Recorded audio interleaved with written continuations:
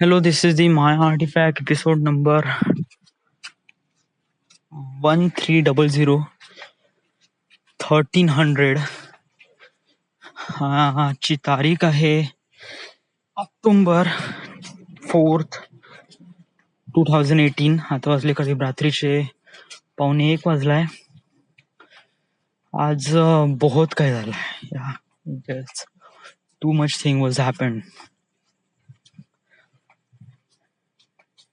माझी जीभ बहुतेक सुन्न पडली वाटते. म्हणजे एक सम पार्ट ऑफ तिथे काही फील नाही उडाला, जड वाटत ते. हा, तर आज माझ्यासोबत काय झालं या काल रात्री मला नाही का पैसे द्यायचे होते घरमालकाचे. म्हणजे आज मला घरमालकाचे पैसे द्यायचे होते. मी माझे आणि बॅडीचे पैसे माझ्यापाशी होते, 5,000 रुपये माझ्यापाशी होते. सो इट वॉज लाईक मी काल रात्री ATM मध्ये गेलो आणि पैसे काढायला गेलो. So first of all me SBI मध्ये गेलो. ते SBI तिथे बंद होतं. देन PNB मध्ये गेलो, पंजाब नॅशनल बँक. तर तिथून मला 1,000 रुपये निघाले. नंतर मग मी 4,000 रुपये काढायला गेलो तर ते काही निघाले नाही. आणि देन मग मला वाटलं का ATM मध्ये पैसे नसेल, त्यामुळे पैसे निघाले नसेल. सो या बघायला मी तेव्हा भीम ॲपवर बघितलं सुद्धा, माझ्या अकाउंटमध्ये 4,228 रुपये होते, जे की बिलकुल परफेक्ट आहे त्यावेळेस. म्हणजे 1,000 रुपये डेबिट झाले आणि 4,000 रुपये आहे बा. मग मी घरी आलो आणि झोपलो. झोपल्यानंतर सकाळी उठून बघतो, सकाळी उठून मला मेसेज येतो की तुमच्या अकाउंट मधून 4,000 रुपये कटले. हा, आणि चला मी ते एकदम भांबावूनच गेलो. चला 4,000 रुपये कटले. मग मी भीम ॲप ओपन करतो, बघतो तर काय माझ्या अकाउंट मध्ये झिरो बॅलन्स, कुछ भी नाही. व्हॉट द फक वाज दॅट. मी पूर्ण एकदम सकाळी उठल्याबरोबर एकदम भांबावूनच गेलो.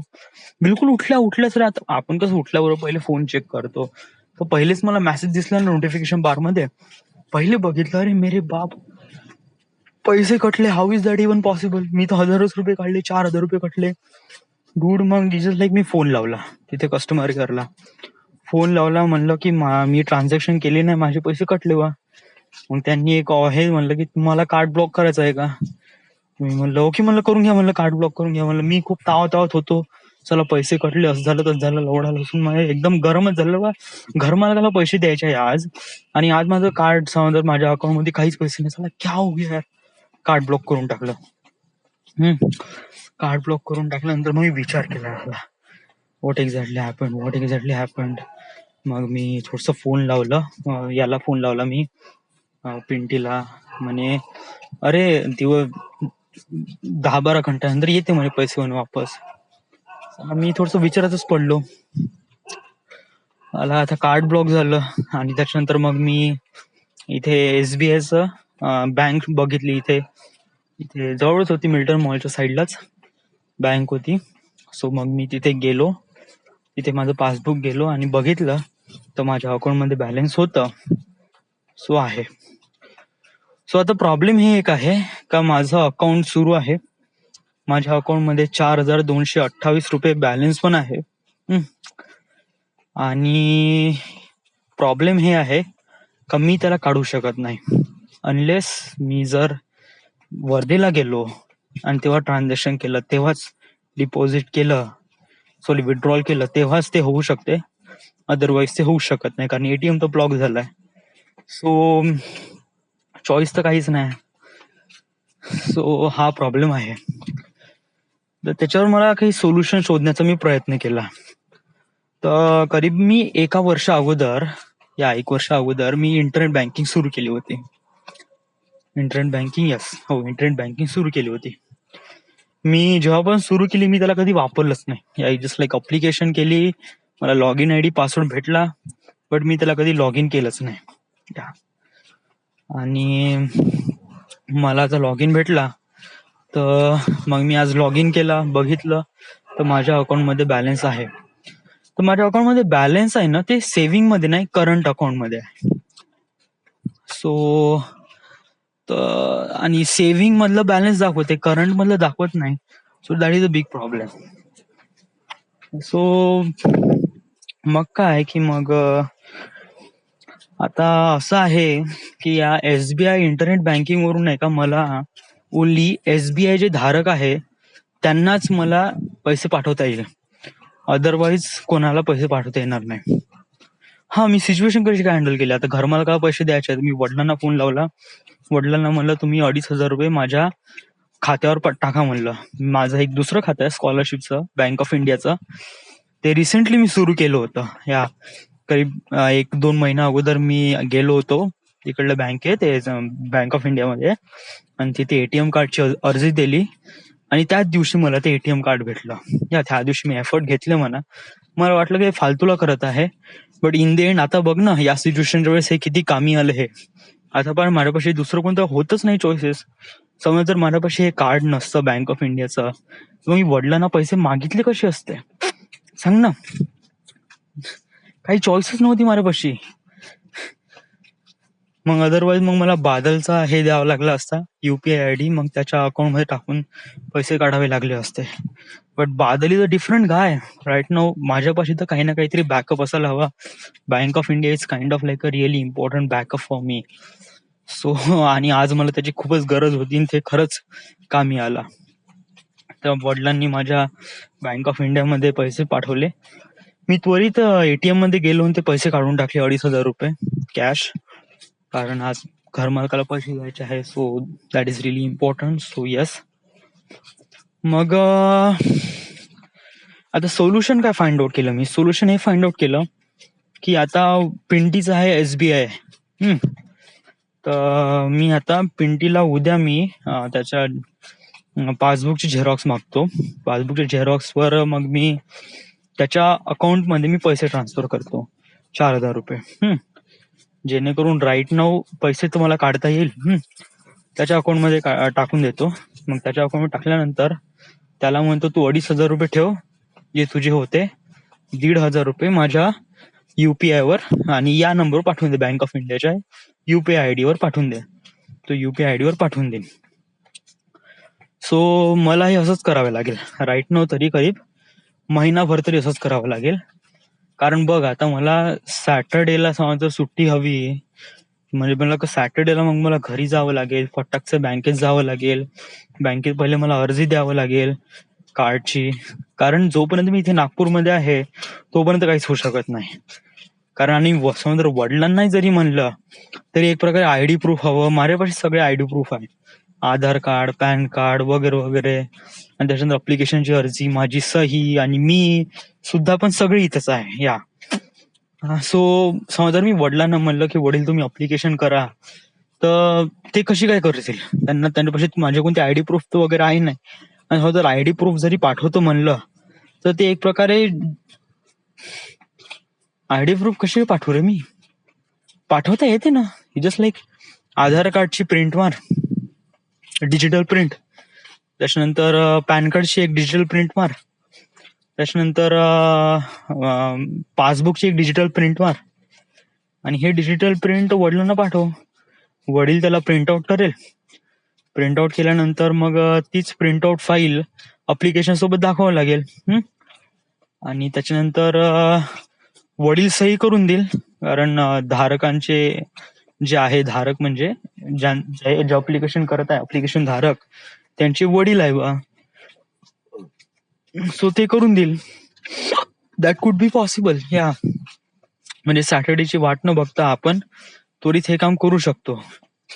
बट मला नाही वाटत का आपण वडिलांना पुन्हा त्रास द्यावा या गोष्टीसाठी.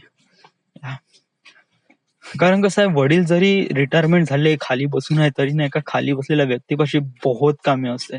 खूप जण कामावर लावतात इकडे तिकडे वगैरे वगैरे. सो इट वॉज लाईक मला वाटते का माझे काम हे मलाच करायला हवं. आणि माझ्यापाशी आहे, चॉईस आहे, स्टील बँक ऑफ इंडिया आहे राईट नाऊ. आणि त्याच्यानंतर मग मी पिंटीला वगैरे या सर्व गोष्टी सांगू शकतो का भाऊ तू पैसे वगैरे पाठवून दे. असं जर आता मला 5-6 तारखेला जर माझा पेमेंट वगैरे आला तर सेम मी तसंच करणार आहे. पैसे आले, पैसे सर्व पिंटीच्या अकाउंटमध्ये टाकील. पिंटीला म्हणजे पिंटी तू माझ्याही अकाउंटमध्ये टाक बँक ऑफ इंडियाच्या, तो बँक ऑफ इंडियामध्ये सगळे पैसे ट्रान्सफर करून देईल. So that would be really great. आणि जसा मला वेळ भेटला तसा मी घरी जाईल वर्धेला, एटीएम कार्डची अर्जी देईल आणि देन त्याच्यानंतर मग माझं एटीएम कार्ड येईल. ते याला करीब 2-3 हफ्ते तर लागेल. So it just like take 1 month, 1 महिना तर लागेलच या. सो या चक्कर मध्ये माझी आज काहीच पढाई नाही झाली. इट वॉज लाईक कुछ भी नाही. म्हणजे सकाळी उठलंच नाही का, एकदम मी भांबवून गेलो पैसे कटले बा म्हणून. So I was like really चला क्या हो गया हे. मग ते विचार करण्यात, हे करण्यात, मग त्याला स्टेबल करण्यामध्ये मला स्वतःला वेळ लागला. आणि देन मग मी काय केलं की पिक्चर बघितला, अँटमॅन अँड द वॉस्प. तो पिक्चर मी डाउनलोड केला होता, तो बघितला. आणि त्याच्यानंतर मग मी बँकेत गेलो. आणि मग बँकेतून आल्यानंतर मग मला काय असं प्रॉपरली वेळ भेटलाच नाही. सो आज मी पढाई केली नाही. So that is really sad thing for me. कारण आजचा बघ ना, आजचा बुधवार आहे, आता उद्याचा गुरुवार, शुक्रवार, शनिवारी सुट्टी भेटेल तर साला घरी जाऊन ते काम करणं पण महत्वाचं आहे, पढाई करणं पण महत्वाचं आहे. जसं खूप साऱ्या गोष्टी एकाच वेळी आलाय ना, त्यामुळे त्याला भांबवून जातो. बट अशाच वेळेस नाही का आपण प्रॉपरली काम करतो. या जेव्हा आपण म्हणतो का आपल्यापाशी आता खाली वेळ आहे, आपण काम करू, तर तेव्हा कधीच काम होत नाही. या कारण ते गोष्ट करूवरच राहते. आपण करू बा, नो कामात काम होऊन जाते दन दन दन दन दन. So that is good. ऑफिसमध्ये आज खूप काम होतं. इट वॉज लाईक रिअली खूप दिमाखाचं काम होतं. या आज फर्स्ट टाइम नाही का, ऍज अ डिझाईन इंजिनियर, आज as a first time me experience करून राहिलो. तर मी एक डिझाईन इंजिनियर आहे बा. मला मी मोतू दे थोडसा इथून. ओके 1 2 3. वाव, मोजण्यामध्ये जे सॅटिस्फॅक्शन आहे ना, it was like a really great. माझी जीभ हेच झाली वाटते, सुन्नच पडली आहे पूर्ण वन साइडची. खूप खरबूज वाटत आहे माझं तोंड. मे बी मी खूप उशिरा ब्रश केला त्यामुळे. हो ना डूड, तू किती वाजता उठला? 8 वाजता उठला. ब्रश किती वाजता केला तू? 11:30 वाजता. पण पूर्ण जर्म्स वगैरे ते सकाळी उठून दात घासणे इम्पॉर्टंट आहे, बसून राहणं काय पगलासारखं. हा, तर आज मी ऑफिसमध्ये गेलो आणि आज ऑफिसमध्ये काम एक प्रकारे खूपच गजब काम होतं. म्हणजे आज असं वाटलं का खरंच मी एक डिझाईन इंजिनियर आहे वगैरे वगैरे. ज्याला फीडर कन्व्हेअर काढायचा होता, फुल फीडर कन्व्हेअर, प्रत्येक आयपीटी अलग वगैरे वगैरे. सो याला काढण्यामध्ये मला बहुत मजा आली यार, सच में खरंच खूप मजा आली मला हे काढण्यामध्ये. आणि फर्स्ट टाइम मला नाही का आज नाही का बिलकुल असं बोर वाटलं नाही. बकायदा आज माझे फोन सगळे बाहेर होते बरं. बाहेर म्हणजे मी त्याला हात पण नाही लावला. Yes, so no headphones, no music, no YouTube, no study IQ, no nothing. बस काम करत राहिलो. It does feels really great. खरंच खूप चांगलं वाटलं काम करताना. देन त्याच्यानंतर काही नाही, आता आलो. Everything is good, everything is fine. एटीएमचा लफडा झाला तो, बट त्याच्यावर सोल्युशन पण निघालं. आणि सोल्युशन हा टेम्पररी आहे. परमनंट सोल्युशन महिनाभरानंतर तो रिकवर होईल.